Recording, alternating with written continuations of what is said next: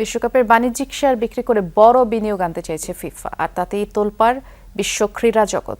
ফিফার দাবি এতে ফুটবলের উন্নয়ন ত্বরান্বিত হবে, সফল হলে বাংলাদেশও 246 কোটি টাকা পাবে।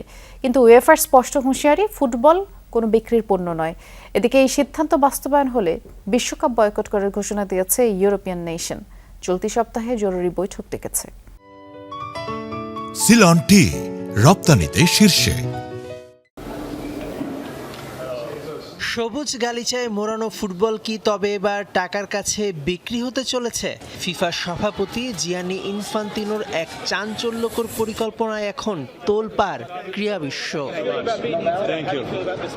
মূল পরিকল্পনাটি হলো বিশ্বকাপ সহ ফিফার বাণিজ্যিক কার্যক্রম চালাতে ফিফা ফরওয়ার্ড এন্টারপ্রাইজ নামে নতুন কোম্পানি গড়া, যেখানে 20% শেয়ার বিক্রি হবে মার্কিন বিনিয়োগকারীদের কাছে।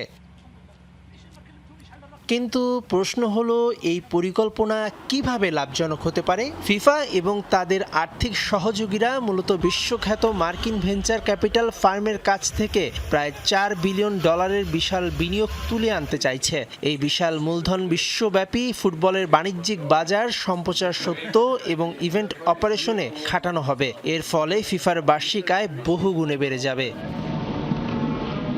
ফিফা আশাবাদী যে এই ব্যবসার লভ্যাংশ থেকে প্রতিটি সদস্য দেশকে এককালীন $20 মিলিয়ন পর্যন্ত বড় অঙ্কের উন্নয়ন তহবিল দেওয়া সম্ভব হবে, যার মানে পরিকল্পনা সফল হলে বাংলাদেশও পাবে এককালীন 246 কোটি টাকা। তবে এই লাভজনক রূপকথার পেছনের চিত্রটি মানতে নারাজ ইউরোপীয় ফুটবল সংস্থা উয়েফা। তাদের সাফ কথা, ফুটবল ফিফার ব্যক্তিগত সম্পত্তি নয়, এটি বিক্রির কোনো পণ্য বা কাঁচামাল নয়। তাদের প্রধান ভয় হলো বাইরের বিনিয়োগকারীরা টাকা ঢাললে তারা মুনাফা চাইবে, আর সেই মুনাফা নিশ্চিত করতে ফিফা বাধ্য হবে বিশ্বকাপ কিংবা ক্লাব বিশ্বকাপের আকার ও ম্যাচের সংখ্যা অতিরিক্ত বাড়িয়ে দিতে, যা খেলোয়াড়দের উপর শারীরিক চাপ সৃষ্টি করবে এবং জাতীয় লিগগুলোর সূচি ধ্বংস করবে। মেহেদি নাইম, যমুনা স্পোর্টস।